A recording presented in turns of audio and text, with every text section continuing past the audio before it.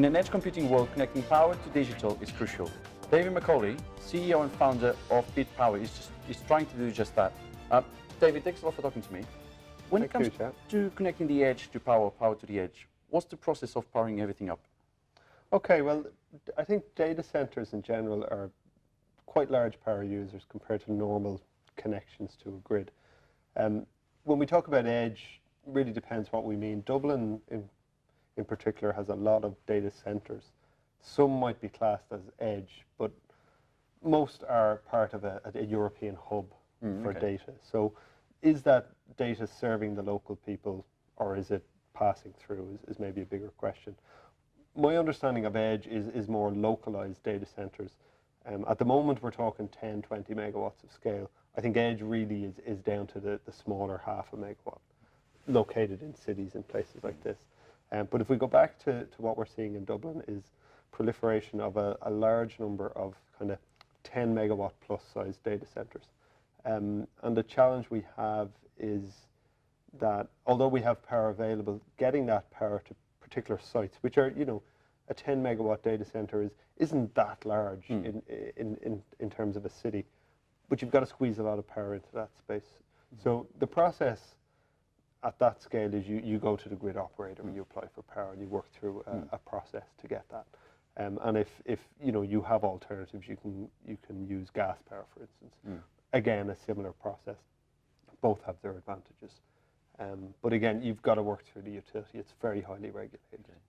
And then you go into the process of buying that energy itself, which is a totally separate thing. So Bitpower work with clients to help them to get through that complex environment, which is typically a one-off thing they have to do. So we bring our expertise and say, you know, we'll help you get through your planning process and your connection applications. And even just at the very early stage, is it feasible to do it, or should we look elsewhere? So that's our kind of day-to-day operation. When we look into the definition of edge, like you said, half a megawatt, are the current power models good enough to cope with that amount of data center power? Well, at the moment in Dublin, we have about 483 megawatts of data center connected. If we talk about edge being half a megawatt buildings, containerized type data centers maybe, if they're dispersed, there should be power. If there's infrastructure where you want that power, that's great.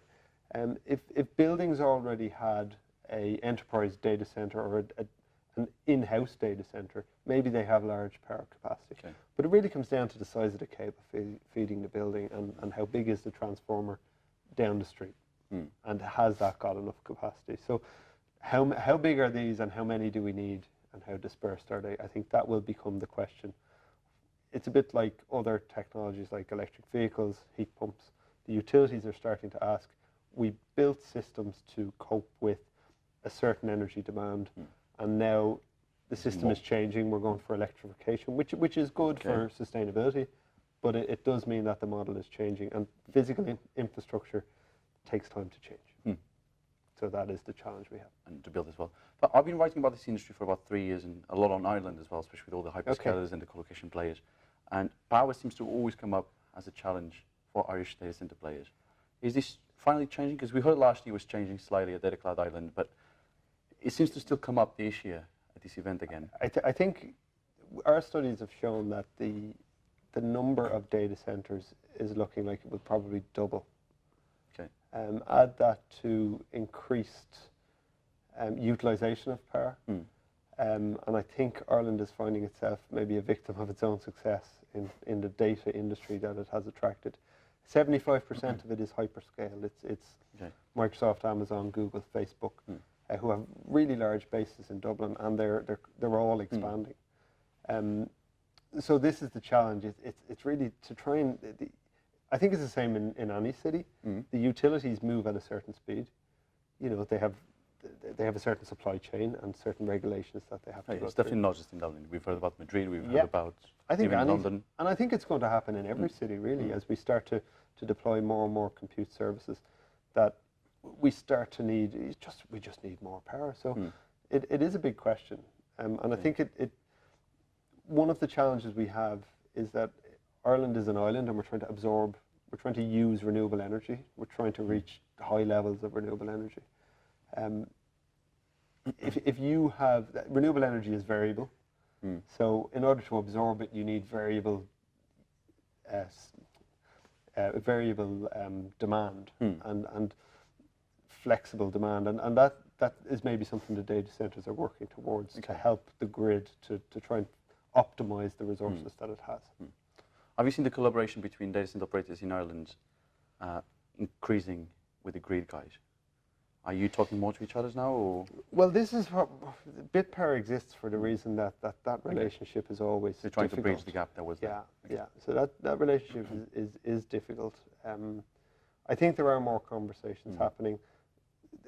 The Irish grid, like most European grids, is moving towards an integrated market, which encourages renewable energy, encourages things like energy storage, grid services where you maybe switch off or defer energy use.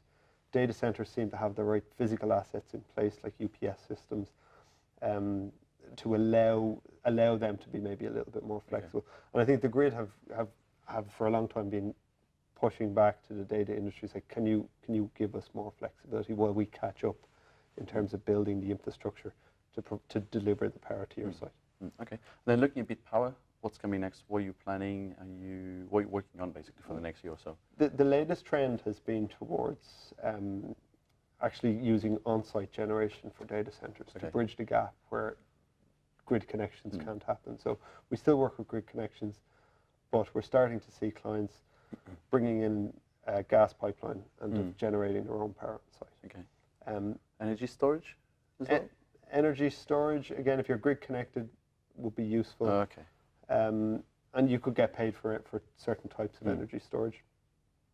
The grid has now assigned another 500 megawatts of wind, solar, and energy storage projects that will get grid connections. So they should start to happen in the next few years. So energy storage is definitely, it's the thing that we need to help match the variable supply of renewables with the less flexible demand that we typically see.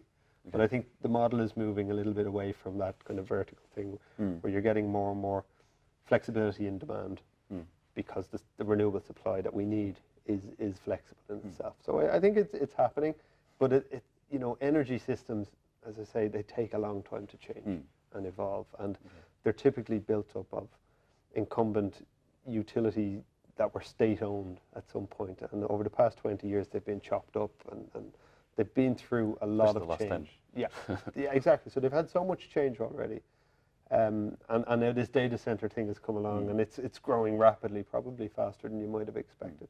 That's why Bitpower put together reports to sort of show this trajectory, to show how quickly it's growing, to kind of help and ease that conversation. Okay. 12 months down the line, what is the number one issue that you want to see fixed by then? Something that's actually doable, something that can actually be fixed by the industry in 12 months. What would you like? I think obviously grid connections in certain areas, so substations that are in planning with the grid operator obviously need to happen, and we need clarity on when they will happen. The other bugbear of mine is around renewable energy procurement. The idea that you can buy a certificate that says you have renewable energy has some value. You've actually got to have it. But it will be better to be able to point at the wind turbine to say that's our wind turbine, and we're seeing the Googles and the Microsoft and Amazons and Facebook buying renewable energy, signing power purchase agreements with very large wind farms. Yeah. So we need to make sure that the renewable energy is transparent to the user, and I think we can probably start with large users like data centers. So I think that's something I would like to see change in the next year. Okay, that sounds good, David. Thanks a lot for talking to me. Thanks, John. Don't forget you can follow Data Economy on Facebook, LinkedIn, and Twitter, and also visit the website on www.data-economy.com.